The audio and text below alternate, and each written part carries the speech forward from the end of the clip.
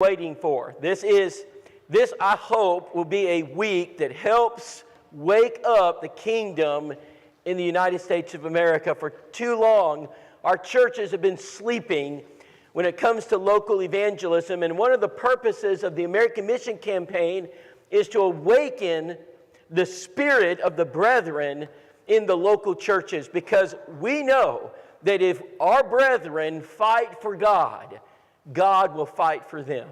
And so this morning what we want is to see that spirit demonstrated right here in Cary, North Carolina. Now for that to happen, we've got to do some training. So let me talk a little bit about house to house, heart to heart school of evangelism.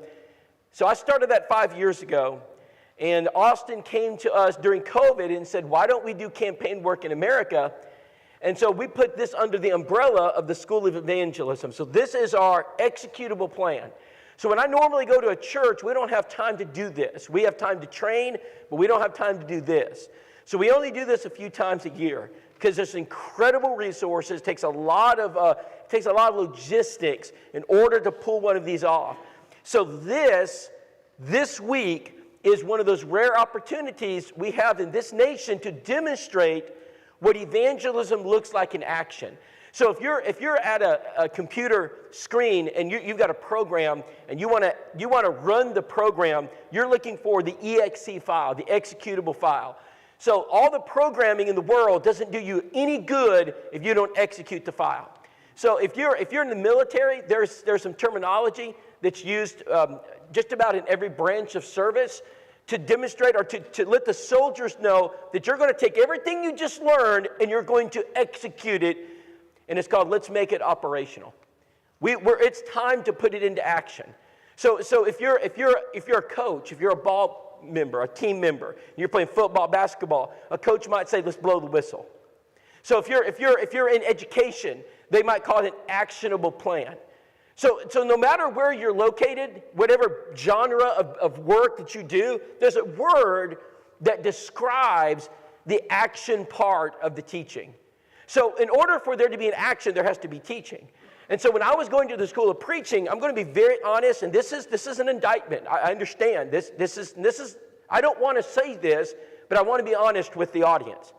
When I went to the school of preaching, and I'm not going to speak for Larry, but I think Larry would probably agree with me because it's for every school of preaching. What they would do is they would do very limited training.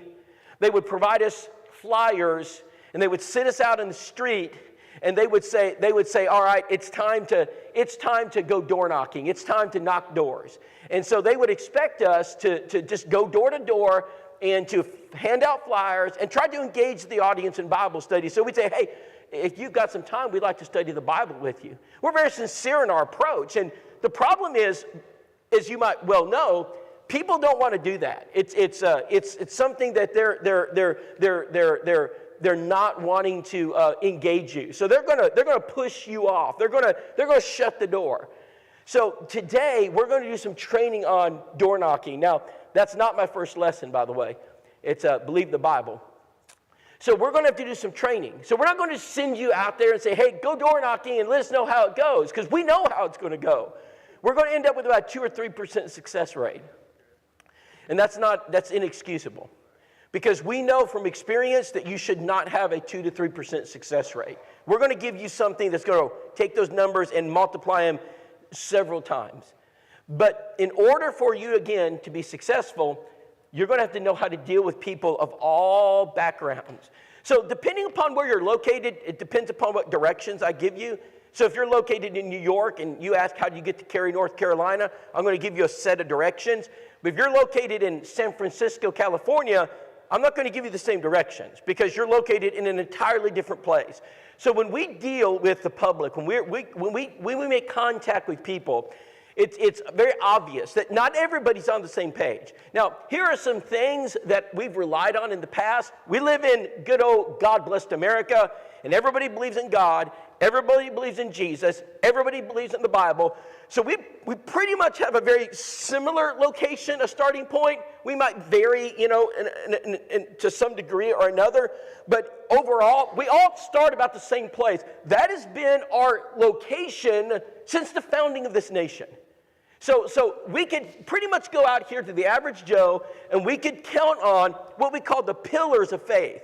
What are the 3 pillars of faith? Anybody know what they are? I believe in God, I believe in the Bible, and I believe in Jesus. That's the 3 pillars of faith. They're columns. They uphold our faith. What happens when those pillars crumble? What happens when you remove one or more of them? So the foundation of faith that we use to teach is no longer in existence. And so when you give people directions, they look at you like, what are you talking about? You cannot use back to the Bible for people who do not believe in the Bible. That's the bottom line. All right, it doesn't work. You cannot use back to the Bible for people who do not believe in God. You cannot use back to the Bible for people who do not believe that Jesus is the Christ, the Son of God. Back to the Bible assumes those facts. Now let me back up a little bit. You say, well, what good is back to the Bible? Because the people you know, the people you associate with, the people in your sphere of influence, guess what? Most of those people have those pillars. Because we tend to associate with people like us. They may not go to the Church of Christ, but they have similar values. So you're attracted to people who have similar values. You're not necessarily attracted to people who are polar opposites. All right? So those who blaspheme the Son of God, you're not necessarily going to go hang out with them. So in our sphere of influence, back to the Bible, still extremely effective. Because most of the people we know, we call that low-hanging fruit. They already have the pillars. We start with back to the Bible. So I would say that in my Bible studies, in the context, and we've got studies going on right now. I've got a study right now at home waiting on me on Sunday. When I get back on Sunday, I'm going to have Back to the Bible Book 2. So my family practices what we teach. I'm not just here to lecture you. If I don't practice what I teach, then you shouldn't do it.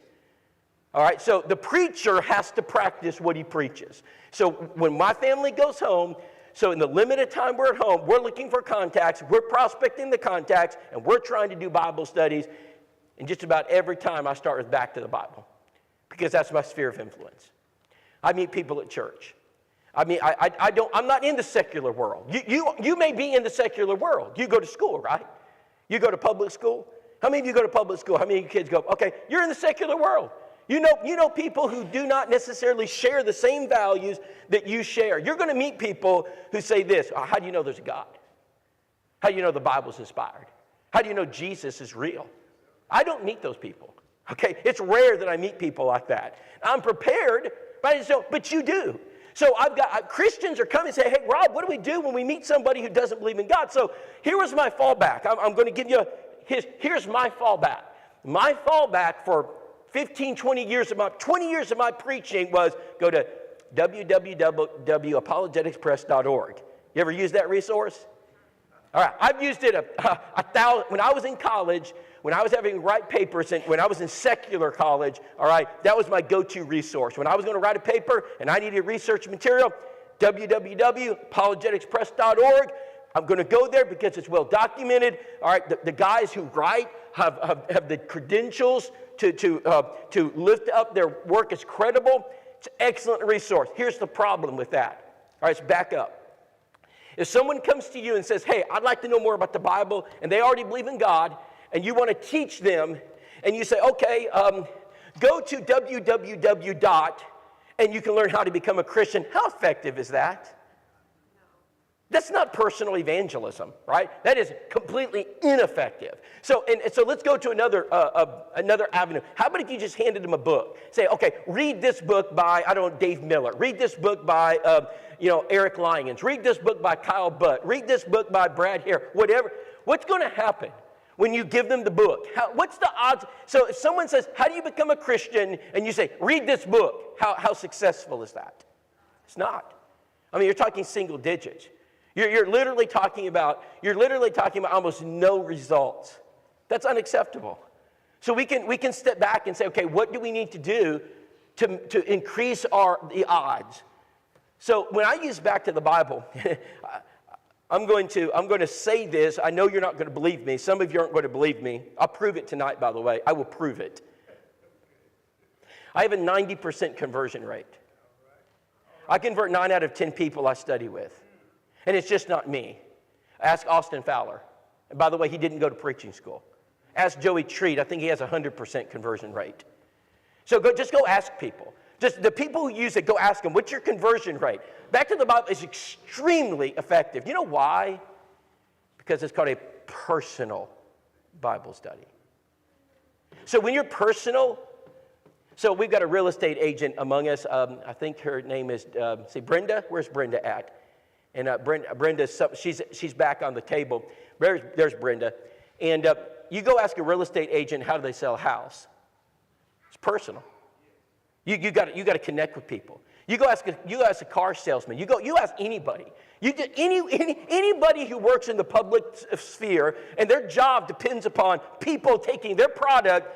It comes down to one word: personal. They connect with people.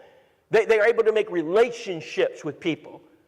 When you send people to a website, you are not creating relationships. When you give them a book, you're not creating relationships. When you do a personal Bible study, you are. We've got to get our brethren to understand that they must sit down with people across the table and do a Bible study.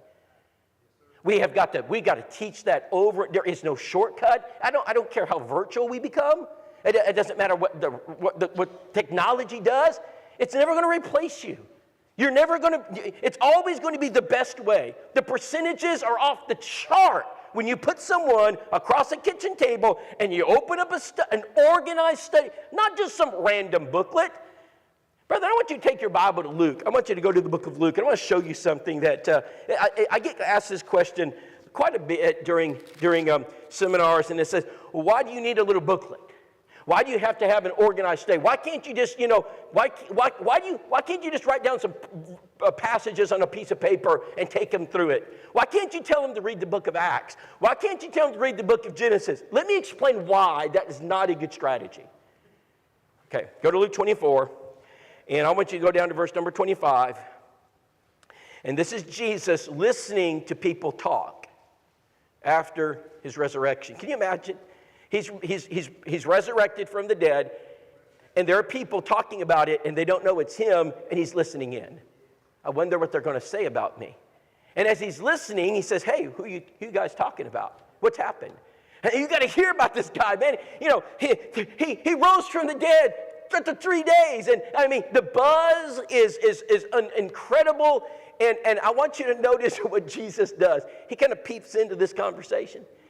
And then in verse number 25, he said, "Oh, fools, slow of heart to believe all that the prophets have spoken. Ought not Christ who has suffered these things to enter into his glory?" Don't you know that this has been prophesied? Don't you know that if you believed in the Old Testament scriptures, this was going to happen? Now watch what he does. And beginning at Moses and all the prophets. Can you go back in time just for a minute? I want you to go back 2,000 years. I want you to be in this crowd. I'm going to give you two tools. I'm going to give you a pen, and I'm going to give you a piece of paper. That's all you got. You got a pen and a piece of paper. That's all you got, and you're listening. I want to know, what would you do? What would you do if you were there with your pen and piece of paper? And at the beginning of Moses and all the prophets, this is Jesus now. This isn't just any ordinary teacher. He expounded, that is, he explains, he uncovers, he expounded unto them in all the scriptures the things concerning himself. What does that mean? What is he doing here? Someone explain to me what he's doing right here. He's teaching. How? Okay, it's personal, that's right. But more, I want to go deep. How is he teaching? Oh, let's go back. What is he teaching them about? The scriptures. Who? Who is he teaching them about? Christ himself. He said, let me show you who I am. He does it from the scripture. Now, did he just go to Genesis 1:1 and start reading? In the beginning, God created the heavens and the earth was without form and void. Darkness was upon the face of the deep, and the Spirit of God. But that's not what he did. How did he do it? Say again? Thank you. He went back to... Now, we're not told all the scripture, but I bet I can hit some of these, Larry. I bet if I was there, I bet I know some of those scriptures he did. How about Genesis 3:15? How about Genesis 49, 7 through 10? How about Isaiah chapter 53? How about Isaiah 9, verse 6? I mean, how about Psalm 2? I just have a sneaky suspicion those were some of the scriptures he expounded from. Now, again, you have your pen and paper, and you're listening to, you don't know who it is, but boy, you can tell he's got it. I mean, he's knocking this out of the park. So you take your pen and paper. What would you do with your pen and paper, everybody? You take notes. Is it possible that you would write down, all right, he's going to Genesis chapter 1 and chapter 12 and chapter 49 and the prophet like in the Moses, he goes there. I mean, so let's just say you took all that information. And notice he just didn't say read a book, right? And you wrote it all down. And then, I don't know, you put it into the same format he used, like that linear format. And then you decided, I'm going to write out the verses. Then I'm going to take a word out and put a blank there. And then I'm going to call it back to the Bible. Are you sure you want to argue that you shouldn't use an organized study? Because he did. He just didn't read the Bible. What Jesus did is a Bible study. That's what Luke chapter 24 is. It's a Bible study. So I can't impress this enough, because we always have a few who say, well, if you can just talk to them. No, you can't, because you're not going to be successful. If you just talk to people about Christ, you can talk to your neighbor about Christ for 20 years and they're still lost. You can talk to your coworker, you can talk to your friend, your mother. It's not go have a good talk. We need to study with people. A study is a linear, organized approach. 1, 2, 3, ABC. That's what a Bible study does. That's what back to the Bible, and that's what Believe the Bible does. You say, why do I need Believe the Bible? Because if you don't have a linear, organized approach, it's not going to work. All right, this is not about your educational IQ. I'm not suggesting you don't know enough. Listen, in fact, what I would suggest this morning is the smarter you are, the more intellect you have, the more information you digest, the more you've memorized, the more you need this. Because you're going to tell them everything you know, and it's going to be very ineffective. I've been there. See, preacher students, Bobby Bates did something at Bear Valley, 1977, 78. And he was building back to the Bible. And so he decided to use his students as his guinea pigs. So he sent his first-year students out with Back to the Bible to see kind of what results they would have. Then he sent his second-year students out with Back to the Bible to see what kind of results they would have. Guess who converted more? The first year. And Bobby was puzzled. And Wilma would tell the story. She said Bobby was really, that was one of the areas of his life that puzzled him for years. It happened every single year. And he could not figure out why the educated second-year students who know Greek and Hebrew, and they have all this, eisegesis, exegesis, syllogisms, they got it all. They are less effective than the guys just coming into school that barely know where Genesis and Matthew are found. And he finally found out why. Because the second-year students want to tell them everything they know. And the first-year students know nothing but the booklet. So as we begin learning how to use a Bible study method, I want you to understand why it's important that you use a method. You need to use a method. Now, if you have another method that you want to use, when you leave AMC, you're welcome to use it. But this is what we're using. It's called Believe the Bible. Now, in order for Believe the Bible to be effective, once again, you need to use it on those who are located that don't believe in God, the Bible, or Christ.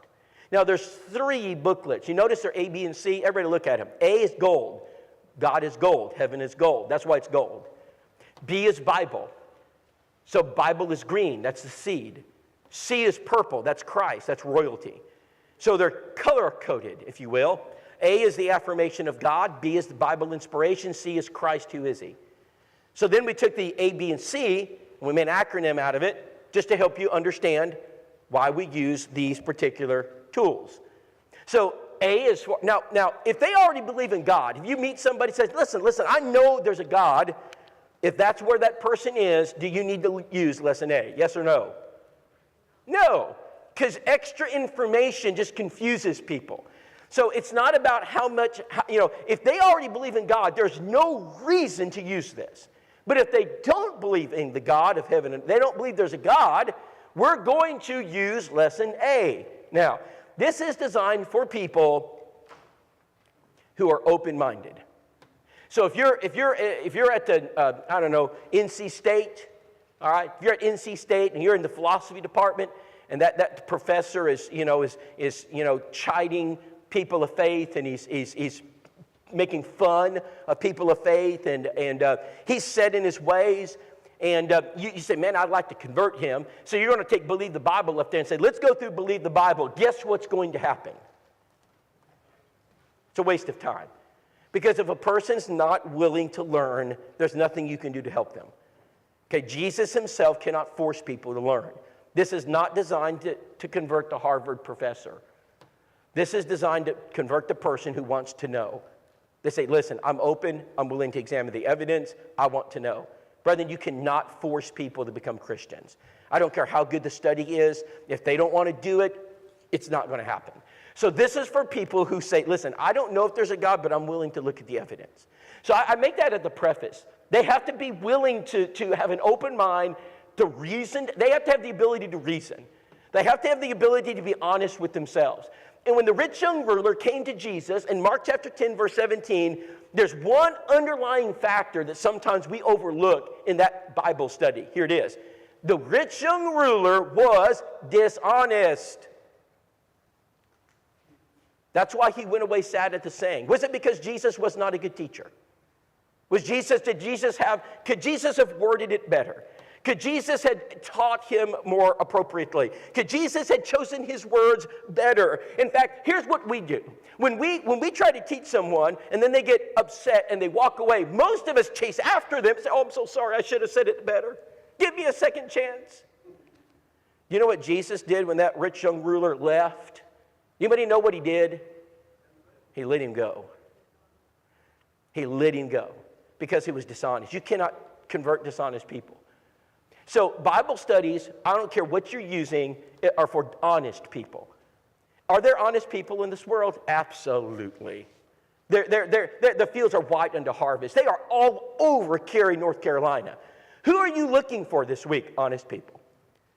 You're looking for a person who has an open heart, an honest heart, and they're willing to look at the evidence. So we're going to start our study by asking questions. Now, let me contrast back to the Bible and Believe the Bible. Here's the contrast. Back to the Bible, it's simple. You open the Bible, you read the passage, you fill in the blank, and you build your case. Guess what you can't do with Believe the Bible? You can't open the Bible, fill in the blank, because they don't believe in the Bible. So what does that force us to do? We got to use good old common sense. We're going to have to use sound reasoning. We're going to have to build up to that point. So for that to be effective, this is what we're going to do. Do you believe the material world had a beginning? Material things like this. Ground, dirt. Do you believe it had a beginning? So what are people going to say when you ask that question? What are they going to say? Yes. I mean, that's the only answer you can logically give, right? Yes. Everything had a beginning. Somewhere that tree had a beginning, that rock had a beginning, that dirt had a beginning, so you put yes. Now, everybody have their Believe the Bible. Anybody missing it? Anybody missing it? If you're missing it, we can give it to you. You need this? All right? Yes, here it is. Number 2. Do you believe the material world created itself from nothing? How many of you have seen rocks create themselves? Anybody? Ever seen a rock create itself? You ever see a tree create itself from nothing? So every time a tree pops up, where'd it come from? Seed. Every time. No exception. You ever see this? You ever see wood just appear out of no? So the answer is, do you believe the material? So the answer is no. So we're going to walk through. These are logical questions. So we're appealing to the person's ability to reason. Here we go. All right. Do you believe it is possible? Now that's important. So this is your teacher's edition. I'd kind of underline that. You're using this kind of your notes. Do you believe it's possible? That word right there is very important. I'm going to go back to it in just a minute. That there was an energy in the beginning that cannot be created or destroyed. And by the way, the atheist believes that, and so do we. That's a scientific law, so it's really hard to argue with this. that could have been responsible for creating the world? Do you believe there could have been an energy? Now, notice the word possible. I'm not asking if you believe, just possible. Is it? Yeah, and they're going to say, yes, it's possible. That could have, okay. Would you be open to the possibility that this energy could be called God? No, I don't believe that and will never believe that. You're done. You're over. You're finished. The Bible, there's no reason to go any further. So if a person isn't open-minded to consider that it's possible that that energy that we all, the believer and the non-believer, we're all there. All right, if they're not open to that possibility, it's over. You're wasting time. So you have to evaluate the person you're studying with at the very beginning. Are they honest? Are they willing to entertain the idea? Now, I quote a passage here as a frame of reference. They don't have to believe the Bible came from God, but I want them to know that the Bible teaches this. In the beginning, God created the heavens and the earth. There's your energy. I just point that out. All right, let's go to the next page. Everybody go to the next page, number 3. A building requires a builder. Does every house have a builder? How many of you live in houses? How many of your houses had builders? How many of your houses didn't have a builder? I sure would like to speak to you. All right, so every house, so does a house, so they're going to say yes. Isn't it impossible for a house to build? Of course it's impossible. Houses don't just build themselves. All right, they put all the builders out of work. All right. Now, wouldn't it be equally absurd to suggest an infant could build a house? How many of you have like a little baby brother at home? Y'all have any? Okay. Could he build a house? She build a house? No. Impossible, right? So would it be equally absurd to suggest an infant could build? Yes. Why? Why is it absurd? You tell me. Why can't they build a house? Tell me. Why is it impossible for a baby to build a house? What? They don't have knowledge? Okay, they don't have knowledge. That's one. What else do they not have? Strength. They're not strong enough. So this isn't really hard. All right. Can a house appear from nothing? No. So notice how I keep repeating these. I'm going to repeat these over and over again. Now, what I'm trying to do is point out that in the secular world, this stuff makes sense. It's easy to see. We all agree. Atheists agree. Christians agree. Is it possible that a house has always existed and is eternal? If you look at a house, could you say that, that house has always existed ever since the world began? Before the world began, that house stood. Does that make any sense? No. Must the builder of the house be greater in ability and power than the house? Yes. All right, so we know that whoever builds the house has got to be greater than the house, have more power than the house, has got to have more skill, more not. Okay, if a house requires a builder, is it there's your word, circle that, possible. Y'all see it? I'm not drawing any solid conclusions. I'm just suggesting. Is it possible that the universe would require a builder? It's possible. Okay. Oh, I just have to point out the Bible passage. Hebrews 3, verse 4. For every house is built by someone, but he who built all things is God. You don't have to believe that was inspired, but I just want you to know the Bible recognizes the obvious. That God states the obvious. He puts it in there. It's true. The Bible's not just a bunch of fairy tales. There's actually some science in there. Let's keep going. All right. Every effect must have a sufficient cause. So we're going to progress through the study as we go through. So this really doesn't take long. This is a lot faster than Back to the Bible. You can run through these questions pretty quick, and you're going to determine whether or not the person's honest. We just had a conversion last week, Austin, Texas, John Garza. And they were in Austin, Texas. John has used believe the Bible a lot in Austin, Texas. There must be a lot of unbelievers in Austin, Texas. And John says, Rob, it's amazing how many people I have to start here just to get them to back to the Bible. And so here it is. Is the existence of the universe greater than the existence of a house? Of course it is. Have you looked at the universe? I mean, have we looked out there? No, it's pretty vast. I would say that's a yes, all right? Do you believe that it would be impossible for the universe to create itself? Impossible. Well, yeah, there's no way the universe is going to create. Well, if the house can't create itself, how in the world is the universe going to create itself? All right? Wouldn't it be impossible for the universe to have come from nothing? Well, if the house, you see the parallel? If you can't get it in the house, you're not going to get it in the universe. All right, here it is. Wouldn't it be equally impossible for a man to have created the universe? Yes, let's go to the next one. Must the builder of the universe come from outside the universe itself? In other words, if the house can't build itself, can the universe build itself? The answer is, of course, yes. The builder must come from outside. All right, next. Must the builder of the universe be greater in ability and power than the universe? Yes. So something out there has got to be greater than the universe. Something out there is more powerful than the universe. All right. Must the builder of the universe be older than the universe? Obviously, yes. All right. So these are common sense questions. Does the fact we apply a date to the universe imply it had a beginning and therefore has not always existed? By the way, how old is the universe? Oh, 6 billion years old. Okay, it had a beginning. How old is the universe? 6,000 years old. Okay, it had a beginning. So it doesn't matter what your answer is. I'm not asking you to believe in the Bible timeline. I do. I'm just asking, do you believe in a date? 5.3 billion. Okay, had a beginning. Go back 5.3 billion, you have a beginning. So I'm not going to argue here about the age of the earth. That would be a rabbit.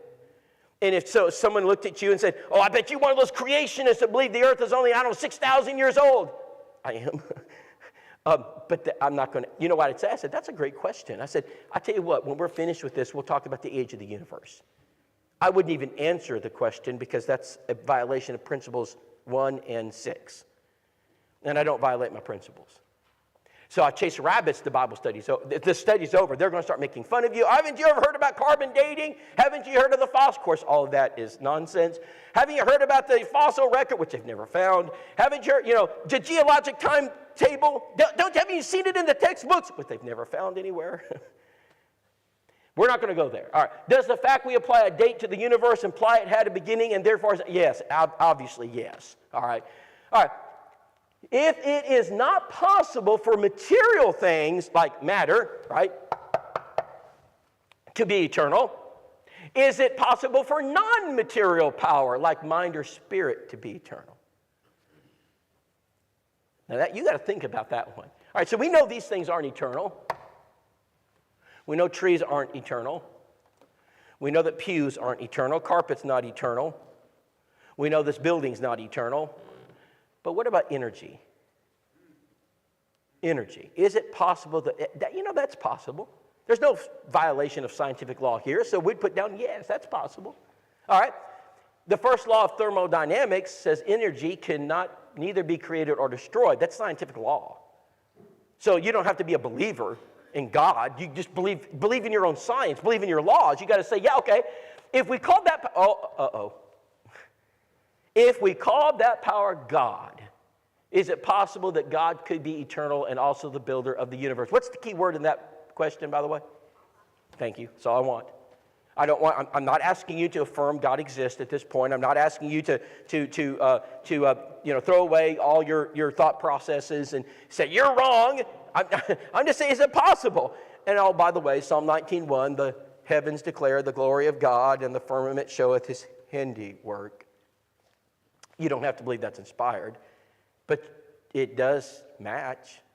Let's go to the next one, all right? Here it is. Every design must have a designer. And we're just going to build. We're building, all right? Question number 1. Wouldn't it be impossible for a camera to build itself?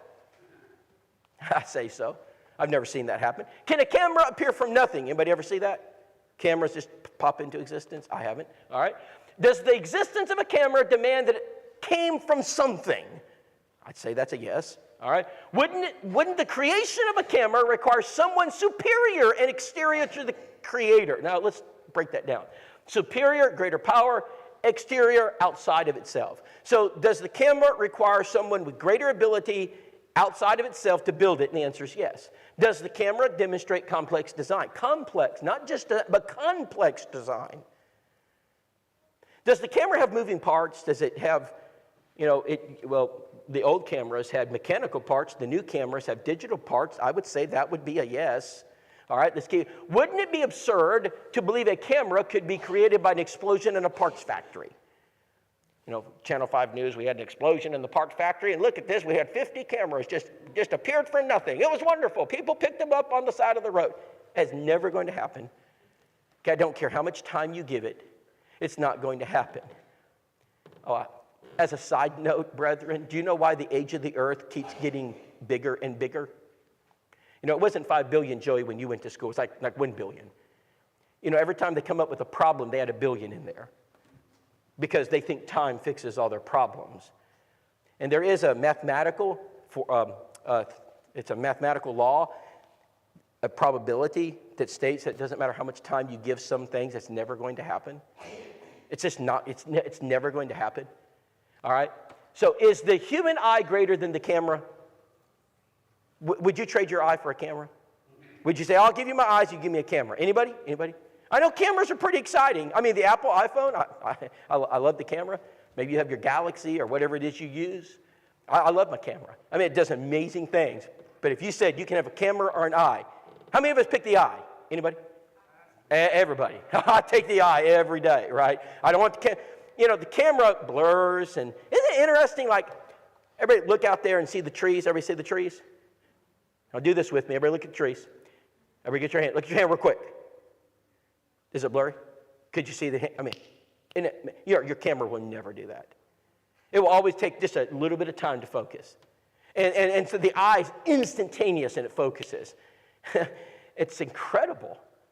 It's incredible. Is the human eye greater than the camera? Yes. If a camera requires a superior and exterior creator, would the human eye also require a superior and exterior? Uh-oh. You know where we're going with this, right? So everywhere they turn, they got a wall that just appears, and they got a. So it's not as easy to believe there's no God as they must thought. In fact, I would suggest it's a lot easier to believe in God than not. I guess, as some have pervertedly said, it takes more faith to be an atheist than to be a Christian. That's a misuse of the word faith, but it's a very good. All right, here it is, summary. So we're going to summarize. Page 7, everybody on page 7? Does the design require a designer? Yes. Does the universe demonstrate characteristics of design? Yes. Does the human body demonstrate characteristics of design? Yes. Therefore, would it be reasonable to conclude the universe must have a designer? Yes. Oh, there's one of those scriptures again. Well, we'll just read it. Psalm 139, verse 14. I will praise you, for I am fearfully and wonderfully made. Marvelous are your works, and that my soul knoweth very well. So we're just going to keep pointing out the Bible as teaching these common sense facts. Just can't deny it. All right. Now, let's talk about morality. All right, morals. So what are morals? They're the guide, the internal guide of what's right and wrong. They tell us, hey, some things are right, some things are wrong. All right, so let's look at morality together. Okay, if a nation, a national law. Now, this is the part of the study, I'm just going to be honest. This takes a little bit more thought, and this is going to take a little bit more understanding. So this is, I think it's a powerful part of the study, but for your end, as a teacher, you need to pay very close attention because you have to understand the concepts. All right. If a national law required you to exterminate all blonde-haired people, would that law be moral or immoral? I bet every blonde-haired person said immoral, right? Immoral. That's immoral. You can't do that. But I think we'd all say that's immoral. Now, I'm going to use some very, flamboyant examples. I'm trying to make a point. I don't know anybody with any sense that would say, except for Adolf Hitler, who would say that would be right. All right, so let's, immoral. If the law of the majority required you to exterminate all blonde-haired people, would that law be moral or immoral? How about we took a vote right now? Let's do that. All right. I think we have, I think this is going to work. All right. If there's a vote and we all voted on, do we exterminate or do we keep all blonde-haired people? And so you're looking, I don't have blonde hair, I'm okay. So, So we would, how would the vote go? Well, it could very easily, the majority of people could, hey, since it doesn't bother me, let's just exterminate them, Let's get rid of them. So if the majority required you to exterminate all blonde-haired people, would that law be moral or immoral? Anybody? It'd be immoral. Does it matter that the majority says that? So does the majority make morals? No, the majority does not make morals. If international law, let's say Britain and all Europe came together and they made a law. Let's say all Germany came together and they said, we're going to get rid of all blonde-haired people. And would that be moral or immoral? Immoral. Right? So is everybody following me here? Is this hard? Is this you guys, y'all with me? Now, I tested this, by the way, in 6 schools of preaching. When we put this together, it took us years to put this together. Actually, about 15 years. I tested it in churches and college groups, high school groups, middle school groups, schools of preaching. All right, is there a law that would protect all blonde-haired people from the majority national or international law? Is there something out there that would protect blonde-haired people? You say, well, yeah, there's something out there. Yeah, what is it, by the way? What protects blonde-haired people? What law? Like, what law would you use? All men are created equal. Okay. Well, how about if that's that? You're using, U.S. presidents. All men are created equal. Yeah, that's it. But how about if the national law didn't say that? So it's got to be more than just a nation's law. It's got to be something greater, because the nation could declare that all blonde-haired people get exterminated. Thank you. There's got to be a law greater. There's got to be a moral law. So I'm not going to say the law of God at this point, but that's where I'm going. I'm just going to say there's got to be a moral law that's bigger than the country. There's got to be a moral law that's bigger than, that's just greater than the state. There's got to be a law greater than the president. So someone might say, oh, that's moral law. Okay, great. Moral law. I'll take it. You don't have to believe in God. Just say there's a moral law out there. Now we got to figure out, where did it come from?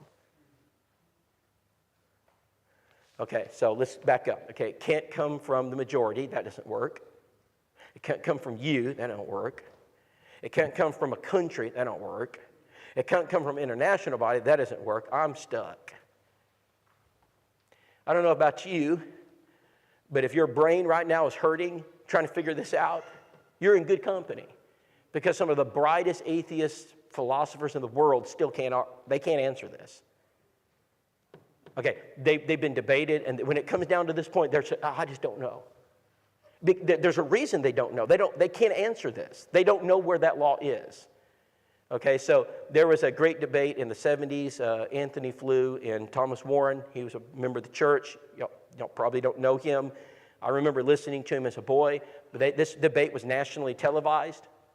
All right, Anthony Flew was the greatest atheist in the world, greatest philosopher. He's on, all the talk shows. Everybody knows he's the guy, right? He's the smartest guy in the world. Thomas Warren, just a preacher, just a preacher. He goes into Denton, Texas. They have this debate. It comes down to this question, and Anthony Flew just he can't talk. He can't form sentences anymore. The guy, forgets English. And they kept asking him, where's it come from? I mean, every day, where's it come from? He can't. You know why he doesn't answer this question? You know why an atheist, he's dishonest? Because there's only one answer, and he won't give it. Let's just keep going. All right, let's keep going. Did moral law require Nazis to disobey German law to exterminate the Jews? Did moral law? So you got to know something about history here. The Nazis, World War II. Okay, the Nazi Party made a law. We're going to exterminate, Jews. But does moral law require Nazi? But would the moral law trump it, be greater than it? Would moral law require Nazis to disobey the German law? Say, listen, I don't care what your political party says. I'm not exterminating blonde-haired people or Jews. I'm not doing it. Yeah, of course it does. And everybody would say that. All right. Does moral law require a moral lawgiver? So if there's a moral law, does someone have to create it? Oh, yeah, it does. So wouldn't it be dangerous for moral law to come from one person? Oh, like Hitler? That would be kind of dangerous, right? And wouldn't it be dangerous for moral law to become from one nation? So all moral law comes from Germany. All moral law comes from the United States. At one time, I wouldn't have had a problem with that. I would today. We're all comfortable with that as long as the morals of our country are, what we think they should be. All right? When the morals of our country are like they are today, we no longer want that.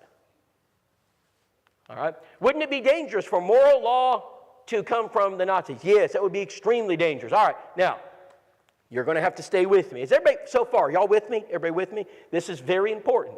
Strong argument. I think this is one of the strongest arguments we've got. Here it is. Wouldn't it be dangerous for moral law to come from an international body like the United Nations? They create a law. They say everybody in the world must observe the law. It would be very dangerous. The last place we want moral law coming from. All right? Now, when Nazi leaders, now, so World War II, we're talking about, the end of the war. Germany was defeated. Nazism was defeated. We have all these leaders, okay, these generals, and we're going to take them to trial. And now we're a moral people, so we're not going to behead them without a trial. We're going to go ahead and give them trials. So the problem is that when the trial started, the prosecutor and the defense attorneys, as they were arguing over guilt or innocence, they have to use some type of law. So let me set this up for you. Let me set this up. So I'm defending this Nazi general, and I'm going to say, hey, he didn't violate German law. Did he violate German law? Did he? No, he didn't violate German. He did exactly what he did. Hey, he was just following the law. The law said exterminate Jews. That's what he did. How can you persecute? How can you prosecute him? But now this young man over here, I like what he said. He said, all men are created equal. Now watch this. The prosecutor says, you know what? He violated U.S. law. All men are created equal, so we can convict him. Can you convict a German in Germany using U.S. law? Is it fair to prosecute someone using your law when they don't live under your law? No, that's not fair at all. So they got this big problem. The problem is they don't know how they're going to prosecute. They know they're guilty. Everybody knows they're guilty, right? Everybody knows what they did is wrong. Now what law are we going to use? All right. When Nazi leaders were convicted of violating moral law and sentenced to death, did they violate German law? No. When Nazi leaders were convicted of violating moral law and sentenced to death, did they violate international law? No. There was no international law. All right. So when the Nazi leaders were convicted of violating law and sentenced to death, did they violate U.S. law? No. By what law did the Nuremberg trials convict the Nazis? What law did they use? I love it, don't you, Larry? They're in a hole. They can't get out. You watch that debate, right? Anthony Flew. Flew's over there just trembling. He knows the answer, but he can't give it. Because he gives it, he's done. Because here's what happened. They used the law of God in the trial. There's your citation. Everybody knows what a citation is, right? Your proof. There it is. In the Nuremberg trials, 1946, Chief Justice Robert Jackson said, as an international military tribunal, it rises above the provincial and the transient. Now let me break this down. In other words, the law they used was above provinces. It's a greater law than any province could create. The law that is greater than the transient, anything on earth. It transcends. Now, so it's a greater law. That's what we're going to use. We're going to use the great law. What is the great law? Let's keep going. Well, July 27th, 1946, Sir Hartley Shawcross, Chief Prosecutor of the United Kingdom of Great Britain, asserted the basis for human behavior, ultimately the rights of men made as all men are made in the image of God are fundamental. They tried them using the law of God. That's how we did it. I would hate to see those trials take place today. I don't know how they do it. Because they hate God. Because there's a disdain for all things God. I don't know how they do it. All right, now let's go ahead into the summary, page number 11. If God did not exist, would objective, accepted, universal, unchanging moral values exist? Would there be such a law? The answer is no. All right. Do you believe objective moral values exist? Yes. Therefore, would you agree that God could exist? Could is the key word. Does evil exist, by the way? How many of you believe in evil? Raise your hand. You know, Anthony Flew could not raise his hand in the debate. Thomas Warren says, do you believe in evil? And he wouldn't say. Do you believe in evil? He ignored it. Then he said, do you believe it was evil for Germany to exterminate the Jews? I can't say. I don't know. If you get to a place in your life where you don't know it's evil to exterminate Jews, you have a big problem. You have a serious problem. What is an example of evil? How about murder? That's evil. I can call that evil. I don't have a problem calling that evil. All right. What standard would you use to define evil? What's your standard for evil?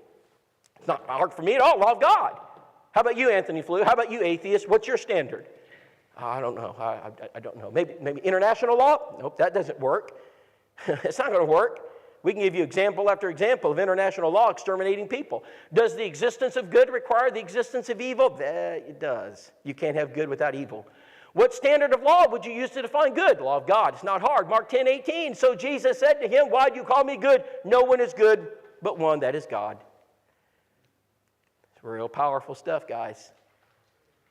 Don't ever believe your faith is somehow weak, uneducated, unscientific.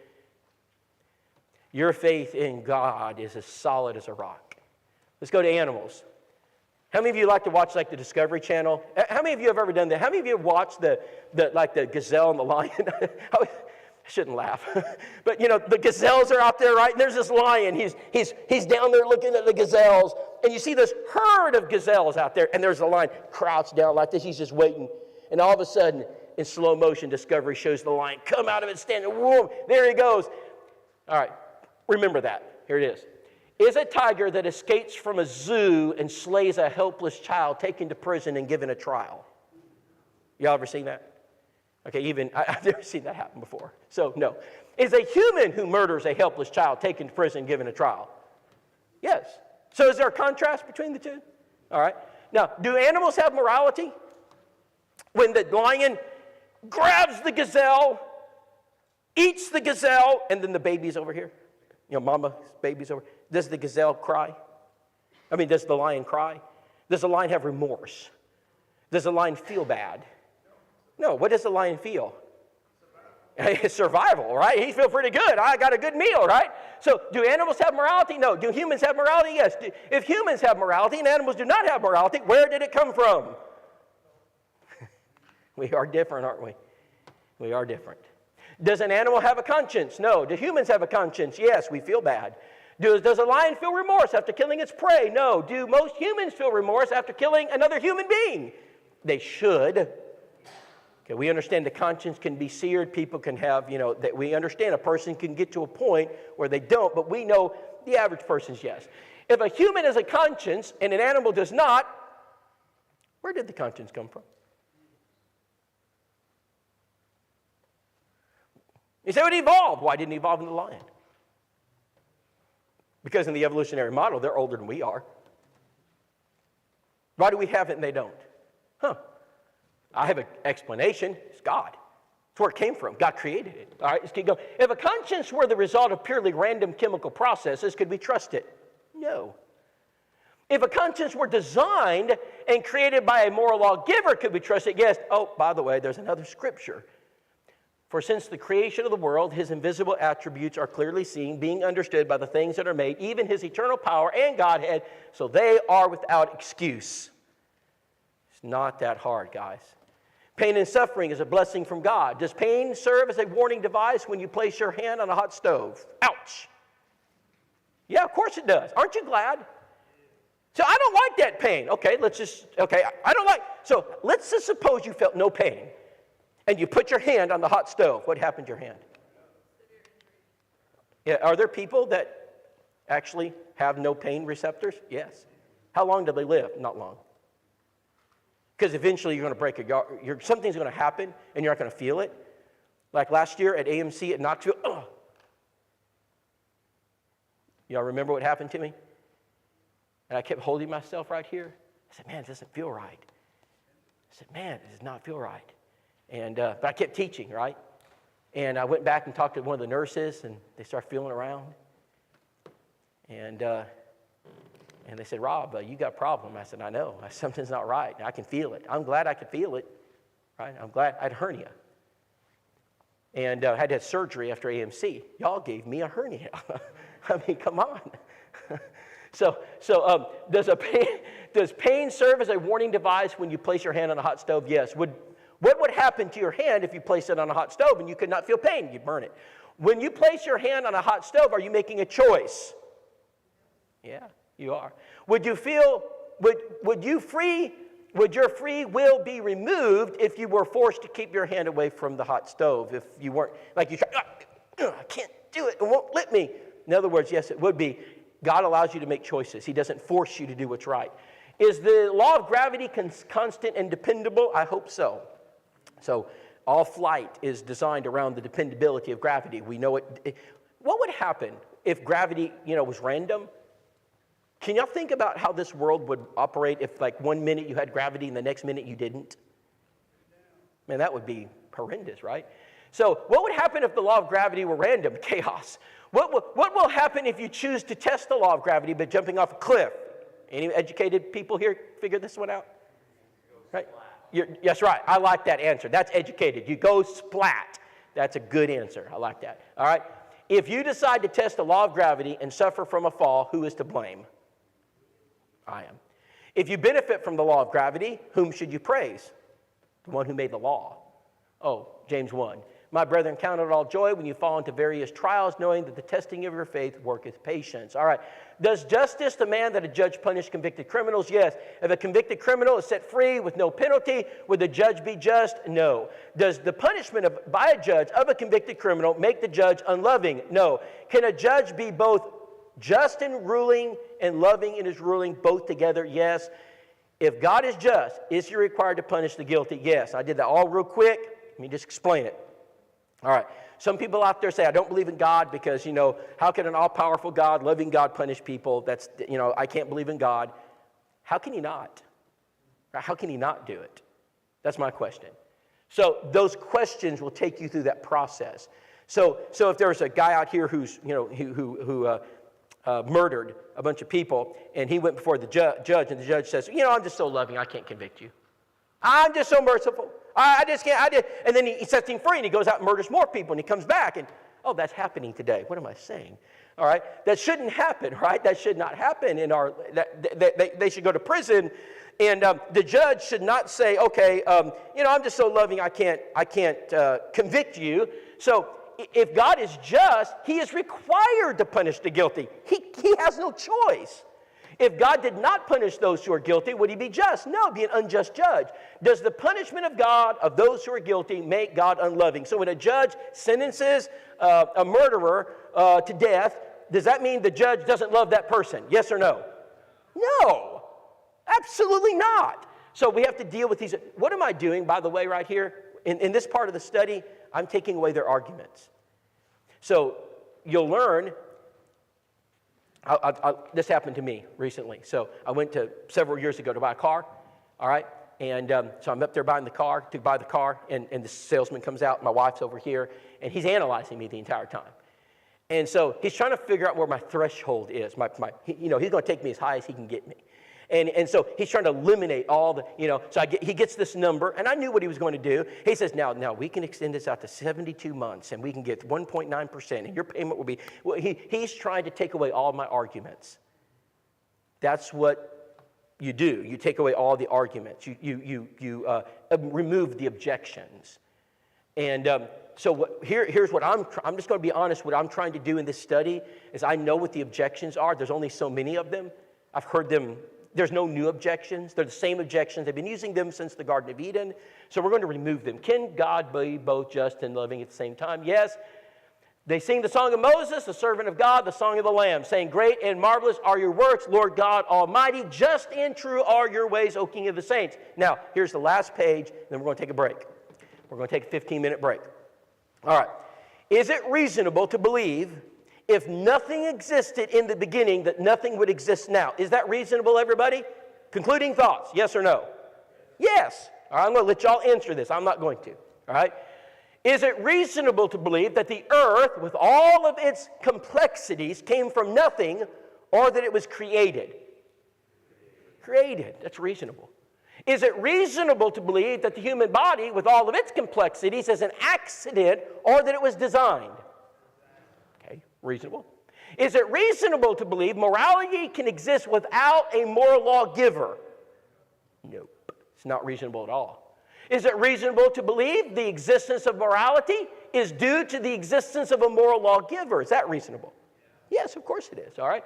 Is it reasonable to believe that pain is a warning device designed for our benefit? Is that reasonable? Okay. Is it reasonable to believe that one can be just and punish evildoers without being unloving? Is that reasonable? I'd say so. Is it reasonable to believe that one can be just and punish evildoers without being unloving? The answer is yes.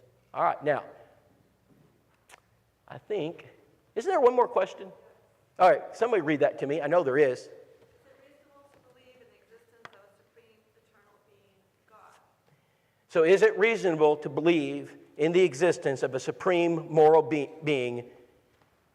And the answer is yes. So notice I just said, is it reasonable? So as we conclude, I'm just asking, is it possible? At first I said possible. Now I'm asking, is it reasonable?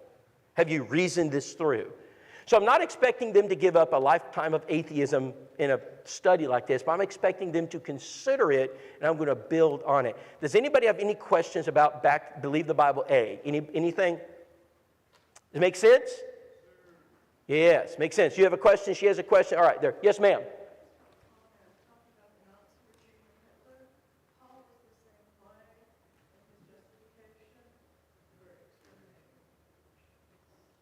Okay, I couldn't hear what she said. Basically, Paul was in the same mentality of Nazis when he crucified. Yeah, that's right. That's right. He made a law to himself. They just made their own law. That's right. That's right. Good point. Who else? You have, no, okay. Anybody else?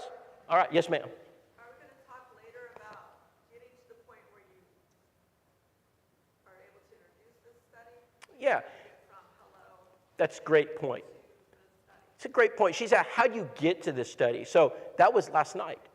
So if you think about last night and how we form relationships, if you want to have a Bible study with somebody, what's my rule? I never ask. So if I want to study with somebody, I form a relationship with them, we build trust, and eventually they will ask. So if you do your job, if the church works together to prospect contacts and love them, eventually they will ask you why. They're going to ask you, tell me a little bit about your faith. They're going to bring something up where you can say, I just so happen to have these little booklets. And then we can go right into it. So as a rule of thumb, I don't go up to people and say, would you study with me? Because that's pretty much a guarantee they won't. But if I build that relationship with them, I'm looking for that window of opportunity. And sometimes it took me 11 years with Bruce Bartley. When I was at Willette, it took me 11 years to get there. We baptized him, but I worked on him for 11 years. Jimmy and Sharon Fisher took me 3 weeks. Samuel Gregory took me 24 hours. I can't explain. It's just people are different. But I never give up on you. So I will continue to work on you until I get you to that point. But I won't run you off. I'm just going to continue working with you until we're at a point where you ask me. Most people will ask if you'll love them like you should. That's a great question. Thank you very much.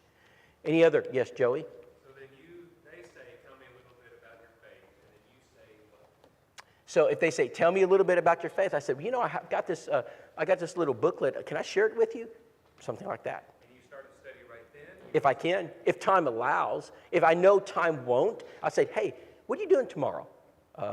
Nothing. I said, my wife, best cook in Macon County. Can we come over and eat? And we'll, I always eat. And so I'm going to I got to make sure I've got time to do it. So I'm not going to, I've got 15 minutes left before they leave. I'm obviously not going to start, but I'm going to create an environment where I can. So it's a great question. Yes, sir. About how much time do you usually take to go through one of these? 1 hour. Yeah. Back to the Bible is a 60 to 90-minute study. This is about a 60-minute study. Okay? So as a rule of thumb, this is my personal rule. I don't let studies go longer than 2 hours. But I've rarely had that happen. I mean, it's so rare, it's hardly even worth mentioning.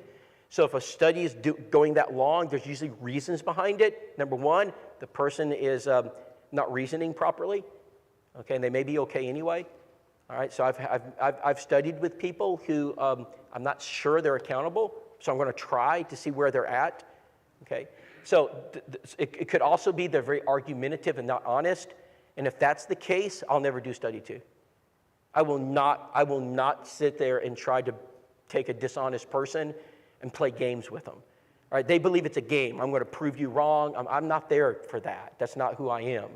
And I have had studies where I stop the study, and I see if they will bring it up again. Now, if they bring it up and want to do it, that tells me maybe we're making headway. But if they never bring it up again, that tells me that this isn't going anywhere. So it's a way of them judging themselves. Does that make sense? All right. Very good questions. We'll have questions every time at the end of my lessons. So let's go ahead and break to about 10:30, 10:35. We'll do 10:35. Give y'all 15 minutes, stretch your legs, get some water, and we'll come back.